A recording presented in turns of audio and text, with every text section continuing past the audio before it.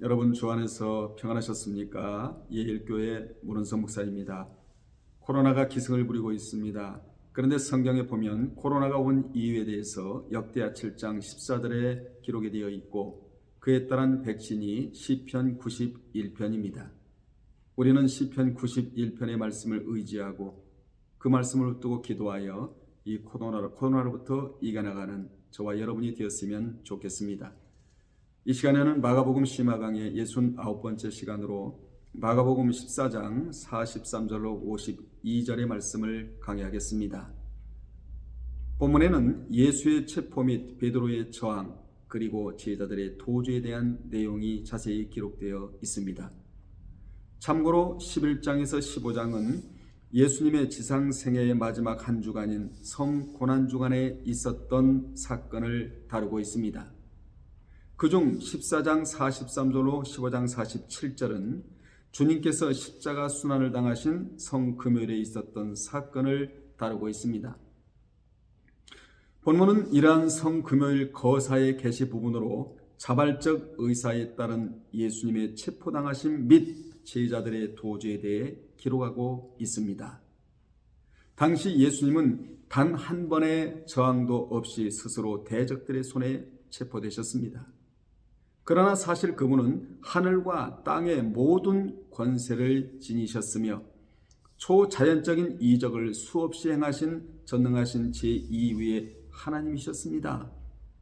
그분은 하늘의 천사들도 동원하여 단번에 대적들을 멸하실 수 있는 그런 분이셨습니다. 그럼에도 불구하고 이처럼 대적들의 불의한 손에 자신을 기꺼이 맡기신 것은 온 인류의 구원을 이루시기 위한 것이었습니다. 즉 예수님은 히브리 7장 27절과 9장 12절과 28절에 기록된 대로 자신의 몸을 희생 제물로 드려 자기 피로 영원한 속죄를 이루사 우리로 구원에 이르게 하시기 위하여 스스로 대적들의 손에 잡히신 것입니다. 물론 그것은 하나님의 뜻에 온전히 순종하신 것이기도 하였습니다. 우리는 본문에서 탐욕의 눈이 어두워 사탄에 사로잡힌 바 됨으로써 결국 주님을 팔아넘긴 가룟 유다의 가증스러운 모습을 발견하게 됩니다. 그는 마태복음 26장 49절에 있는 말씀처럼 주님을 잡기 위해 온 순간에도 뻔뻔스럽고 가증스럽게 주님 앞에 나와 하대하는 마음으로 주님이라고 하지 않고 납비어 안녕하시옵나이까 하고 입을 맞추면서 평안의 인사를 했던 것입니다. 이같이 그는 자신이 마치 주님을 진심으로 사랑하는 것처럼 입을 맞추고 가식으로 인사를 드리는 등 사탄의 종이 된 자의 가증함을 여실히 드러냈습니다. 또한 우리가 죽을지언정 주를 부인하지 않겠다고 장담했던 제자들마저도 비겁하게 도주한 것입니다. 여기서 우리는 한없이 연약한 인간의 실체를 발견하게 됩니다. 우리는 가룟 유다를 보면서 갈라디아서 3장 3절에 있는 말씀같이 성령으로 시작했다가 육으로 마치는 어리석은 자가 있음을 알게 되고 제자들을 통해서는 주님을 구주로 확신하지 못하고 부초와 같은 자들이 있음을 발견하게 됩니다. 43절에 보면 예수께서 말씀하실 때 곧 12 중에 하나인 유다가 왔는데 대제사장들과 서기관들과 장로들에게 파송된 무리가 검과 몽치를 가지고 그와 함께 하였더라 라고 말씀합니다. 본절에서 우리는 목적을 위해 수단과 방법을 가리지 않는 것이 악인들의 특징임을 알 수 있습니다. 가룟 유다는 예수님을 잡으러 온 사람들과 군호를 짰습니다. 즉 자기가 입맞추는 이가 예수이므로 그를 체포하라는 것입니다. 그는 이 일을 신속하게 처리하고자 자신이 입맞추는 그를 체포하여 신속히 끌어가도록 미리 약속을 해 두었던 것입니다. 여기 검은 큰 칼에서 단도까지 이르는 말이고 몽치는 곤봉을 의미합니다. 세상에는 가룟 유다같이 양심이 화인 맞아서 행하는 자들이 적지 않음을 디모데전서 4장 2절에서 밝히기를 양심이 화인을 맞아서 외식함으로 거짓말하는 자들이라고 하여 그러한 자들이 있을 것을 말씀해주고 있습니다. 우리는 가룟 유다를 보면서 내 인생의 주인은 누구이며 교회의 머리는 누구인가를 바로 알아야 합니다. 그래야 가룟 유다의 처세술을 닮지 않습니다. 내 인생의 주인은 주님이요 교회의 머리가 주님이라는 사실을 바로 안다면 그 수단과 그 방법과 그 목적이 선하고 아름다울 수밖에는 없습니다. 44절에 예수를 파는 자가 이미 그들과 군노를 짜 이르되 내가 입맞추는 자가 그이니 그를 잡아 단단히 끌어가라 하였는지라 라고 말씀해주고 있습니다.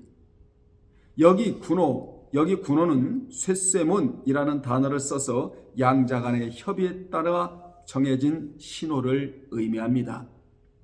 원문대로 번역하면 그가 그들에게 신호를 이미 주었다는 의미입니다. 이는 가룟 유다가 능동적으로 이 일에 앞장섰으며 그가 그들에게 신호를 준 시점은 겟세마네 동산에 올라오기 전이라는 사실을 보여줍니다. 그리고 그 신호는 가정스럽게도 유다 자신이 입을 맞추는 상대방의 무리가 체포되어야 할 예수라는 신호였습니다. 가룟 유다가 미리 무리에게 신호를 주지시킨 것은 무리들 가운데 예수의 얼굴을 정확히 몰랐기 때문이거나 체포 시점이 사람을 정확하게 분간하기 어려운 어두운 밤중이었기 때문이었습니다.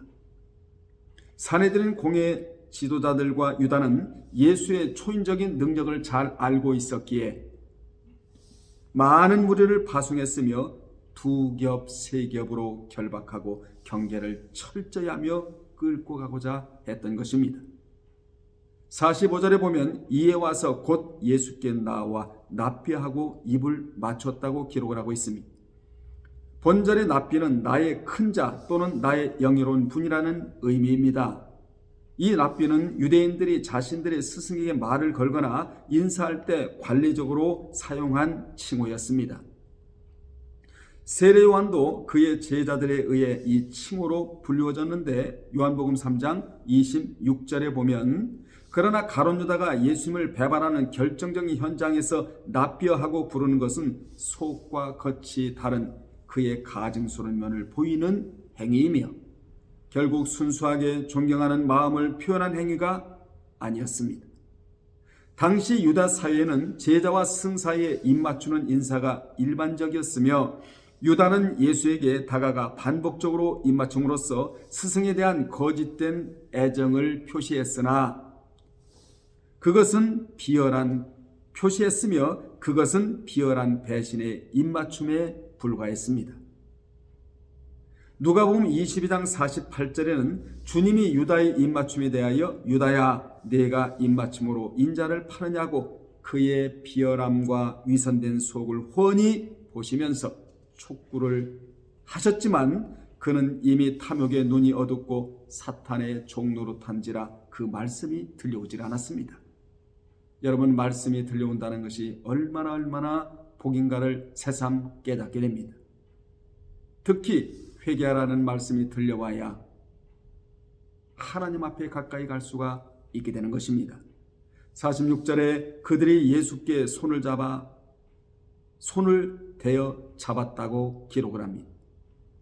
유다의 신호를 보자마자 무리들은 지체하지 않고 예수를 결박했습니다.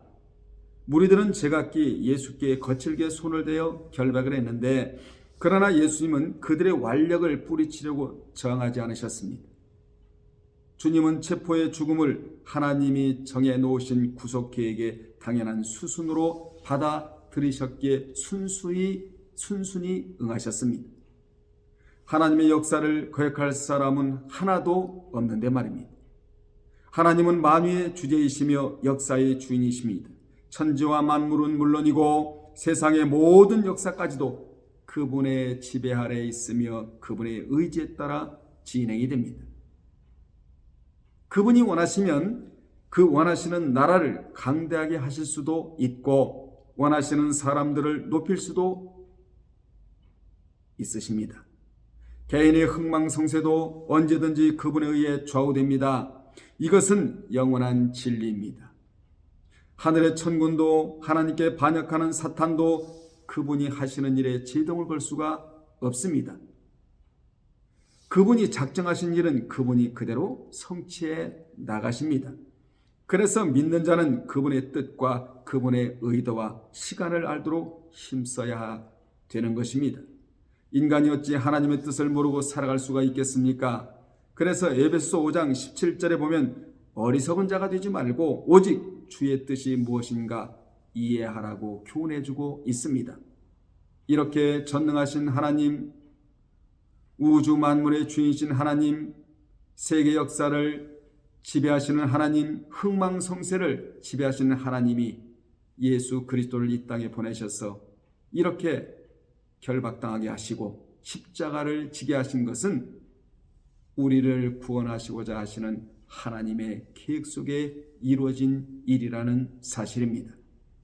47절에 보면 곁에 서 있는 자 중에 한 사람이 칼을 빼어 대제사장의 종을 쳐 그 길을 떨어뜨렸다고 기록을 합니다.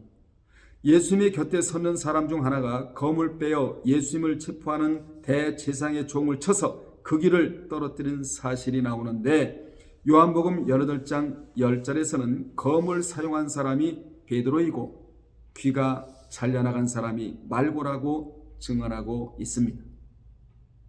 베드로는 성질이 꽤 급한 사람이어서 앞뒤 가리지 않고 즉흥적으로 행동했습니다. 어쨌든 베드로는 역사 속에서 예수님을 포박하는 무리를 향해 저항한 유일한 사람이 되었습니다. 주님은 이러한 행동에 칭찬하시지 않고 베드로에게 이것까지 참으라고 누가복음 22장 52절에서 말씀하셨고 마태복음 26장 22절에서는 검을 가지는 자는 다 검으로 망한다고 말씀해 주셨습니다. 여기서 우리는 한 가지 중요한 교훈을 받게 되는데 그것은 성도의 무기는 칼과 창이 아니라 주의 말씀과 기도라는 것입니다. 성경은 우리를 그리스도의 군사라고 부릅니다. 우리는 칼과 창 등의 무기로 싸우도록 소집된 일반적인 군사와는 차원이 전혀 다릅니다. 우리의 싸움은 혈과 육에 대한 싸움이 아니라 영적인 싸움을 해야 합니다. 그 싸움이 바로 기도인 것입니다. 우리는 마귀와 및 그의 군대를 대항하여 싸우는 것이므로 사람이 만든 그 어떤 첨단 무기라도 무용지물에 불과합니다. 믿는 자는 먼저 대적의 실체를 정확히 파악할 수 있어야 합니다. 개인이든 집단이든 나라든 간에 우리를 미워하고 대적하는 세력의 실체를 정확히 파악하고 그 세력의 배후에는 그들을 조종하는 사탄의 세력이 있다는 것을 알아야 합니다. 우리는 영적인 존재인 이 사탄을 대항하는 데 있어서 인간적인 방법이나 무기에 대한 의존도를 버리고 가장 탁월한 무기인 기도와 말씀으로 싸워야 합니다. 기도는 하나님의 위대하신 능력이 우리 삶에 임하게 하는 신성한 통로이고 말씀은 사탄의 견고한 진을 파하는 강력한 무기라고 고린도서 10장 4절에서 말씀해주고 있습니다. 우리가 이 두 무기를 제쳐두고 다른 것으로 싸우고자 한다면 100번 싸워서 100번 패할 수밖에 없는 것입니다. 사탄은 이것을 잘 알기에 어떻게 하든 우리로 하여금 말씀과 기도라는 무기를 버리게끔 유혹을 하고 있습니다. 예컨대 말씀이나 기도를 다소 시대에 뒤떨어진 것처럼 보이게 만들어서 그 대신 신학 이론이나 조직, 기구 같은 것에 의존하게 하는 전략 등이 바로 그것입니다. 그것에 우리는 속지 말아야 합니다. 우리는 말씀과 기도보다 더 강력한 어떤 무기도 하나님께 받은 적이 없습니다. 아마 그보다 더 나은 것이 있다면 하나님이 주셨을 것입니다. 그러나 그보다 더 나은 것은 지구상에는 없는 것입니다. 48절에 보면 예수께서 무리에게 말씀하여 이르시되 너희가 강도를 잡는 것 같이 검과 몽치를 가지고 나를 잡으러 나왔느냐 라고 주님이 책망하셨는데 예수께서는 자기를 잡으러 온 사람들에게 자신을 마치 무장한 도둑이나 강도처럼 취급한다고 책망을 하셨습니다. 그들은 예수님이 누구인지에 대한 본질을 모르고 있었습니다. 그러므로 선택된 사람들만이 예수님의 본질을 알 수 있습니다. 그들은 검과 몽치를 가지고 마치 폭도를 체포하러 온 것처럼 예수님께 나왔습니다. 그들 중에는 예수님이 누구인지 정확히 아는 이가 없었습니다. 여기서 우리는 예수님을 만난다고 해서 모두가 그분을 알고 믿게 되는 것은 아니라는 것입니다. 주님이 사람들을 가르치시기도 하고 모든 병과 모든 약한 것을 고치시며 기적을 행하실 때에 수많은 무리가 모여들어 인산인해를 이루었지만 제자가 되라는 부르심에 응한 이들은 소수 올리고수 소수에 지나지 않았다고 요한복음 6장 66절에서 말씀해 주고 있습니다. 이같이 예수님을 알기는 쉬워도 예수님이 구주심을 발견하는 일은 쉽지 않습니다. 예수님의 본질을 아는 것은 세상 지식이 많다고 해서 가능한 것도 아니며 종교 지도자라고 가능한 것도 아닙니다. 이러한 대목에서 우리는 예수님을 알게 된 특권에 항상 감사해야 합니다. 하나님은 자기의 택하신 사람들에게만 이 비밀을 알게 하셨으므로 적어도 우리는 그분 앞에서 매우 특별한 존재인 것이 확실합니다. 예수님을 만난 허다한 이들 가운데 그분이 그리스도였음을 발견하고 자신의 주로 영접한 이들은 소수임을 잊지 말아야 합니다. 여러분은 신명기 28장 62절을 꼭 읽으시기를 주의 이름으로 축복합니다. 우리는 주의 선택된 자들에게 소수에 속하는 특권을 누리고 있는 것입니다. 49절에 보면 내가 날마다 너희와 함께 성전에 있으면서 가르쳤으되 너희가 나를 잡지 아니하였도다. 그러나 이는 성경을 이루려 함이니라 주님이 말씀해 주십니다. 당시 예수님이 성전이란 공개된 장소에서 자주 사람들을 가르쳤음에도 불구하고 종교 지도자들은 예수를 체포하지 못했습니다. 이는 예수께서 강도처럼 불의한 일을 하신 것이 아니라 유대인을 가르치는 랍비 일을 하셨다는 사실과 따라서 그는 강도처럼 취급받아야 할 아무런 이유가 없다는 사실을 보여줍니다. 그러나 이는 성경을 이루고자 함이었습니다. 이 말씀은 예언서들이 예언한 내용을 여기에 인용하고 있는 것입니다. 이는 메시아가 죄인과 같이 취급될 것임을 예언하는 구약의 모든 말씀들을 가리킵니다. 이사야 53장 12절과 스가랴 13장 17절의 말씀을 여기에서 인용하고 있는 것입니다. 여기서 이루어지는 대상은 성경을 그라페라고 말하는데 성경 특히 예언서이며 이루시는 주체는 보이지 않는 섭리로 메시아의 길을 주관하시는 하나님이십니다.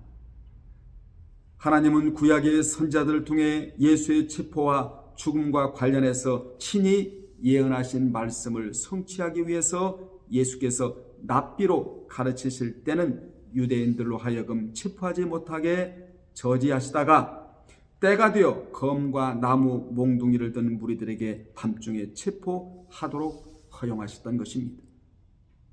50절에 보면 제자들이 다 예수를 버리고 도망했다고 기록을 하고 있는데 예수님께서 체포되실 때 함께하던 제자들이 모두 그분을 버리고 도망한 사실이 나옵니다. 불과 몇 시간 전까지만 하더라도 그들은 한결같이 주와 함께 죽을지언정 주를 모른다고 부인하지 않겠다고 호언장담을 했던 자들이었습니다. 그런데도 주님께서 잡히시다 그들의 스승이야 어찌 되든지 자신만은 살고 보자며 뒤를 돌아보지 않고 도망했던 것입니다. 여기서 우리는 인간은 누구도 신뢰할 수 없는 존재임을 알 수 있습니다. 이를 예레미야 17장 9절에서 사람의 마음을 만물보다 거짓되고 심히 부패한 것이라고 가르쳐주고 있습니다. 하지만 성경에는 이런 자들만 있는 것이 아닙니다. 다니엘처럼 사자굴이라도 두려워하지 않는 자도 있고 그의 친구들처럼 뜨겁게 타오르는 풀무라도 겁내지 않은 자들이 있는 것입니다. 50절 52절은 한 청년이 벗은 몸에 배에 혼이불을 두르고 예수를 따라가다가 무리에게 잡힘에 배에 혼이불을 버리고 벗은 몸으로 도망한 사건이 나옵니다. 본절은 성령이 충만한 사람만 끝까지 주와 함께 할 수 있다는 교훈입니다. 한 청년이 벗은 몸에 배에 혼이불을 버리고 벗은 몸으로 도망한 사실이 나오는데, 이 청년을 마가로 보기도 하지만 아무튼 장성한 청년이 알몸으로 도망하는 모습은 생각만 해도 우스꽝스럽기 그지없습니다. 그가 얼마나 급했으면 위기를 벗어나고자 하는 마음에 앞뒤 가리지 않고 출행량을 쳤겠습니까? 우리는 이 광경을 보면서 주님과 끝까지 함께 한다는 것이 얼마나 어려운가를 알 수 있습니다. 말로는 주와 함께 고난에도 참여하고 죽는 데도 같이 가겠다고 하겠지만 실제 상황에 부딪히면 말처럼 쉽지 않습니다. 그러므로 늘 성령의 충만함을 덧입어야 합니다. 성령이 임하면 권능을 받고 땅끝까지 이르러 주의 증인이 되는데, 이 증인은 보통 증인이 아니라 죽기를 각오하고 그리스도를 사람들에게 전하는 사람을 말합니다. 성령의 충만이 없으면 육체의 소욕을 따르게 마련이므로 주를 위해서 죽는다는 것이 사실상 불가능하고 주님을 따를 수도 없게 되는 것입니다. 성령의 충만함을 받아야 육체가 원하는 것을 쫓지 않게 되므로 주를 위해 기꺼이 죽는 것도 가능합니다. 우리는 성령께서 강림하신 오순절 이전의 제자들의 모습과 그 이후의 모습을 비교하면서 이 사실을 구체적으로 실증할 수가 있는 것입니다. 제자들이 성령의 충만함을 받기 전의 모습은 한마디로 겁쟁이들이었습니다.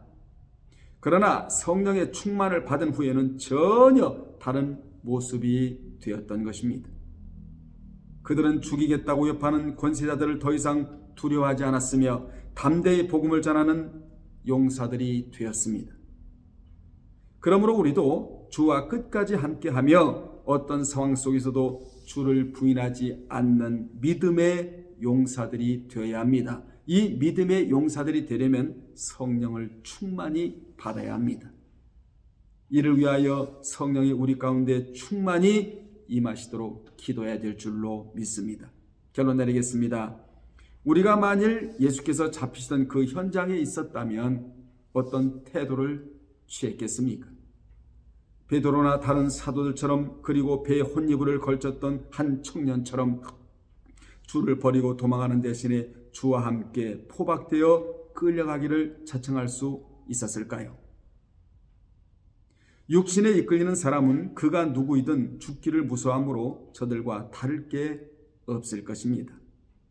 우리도 이 세상에 사는 동안 동일한 상황은 아닐지라도 유사한 처지에 놓일 때가 적지 않습니다. 그때마다 제자들의 비겁한 행동을 하면 안 되고 다니엘과 세 친구처럼 당당히 주의 편에 서야 될 것입니다. 그리하려면 성령의 충만함을 받아야 합니다. 이것은 우리의 신앙의 필수 요소입니다. 여러분 모두 성령으로 충만함을 받는 분들이 되시기를 주님의 이름으로 축원합니다. 다음에 또 전해드리겠습니다. 주님 안에서 평안하십시오. 할렐루야.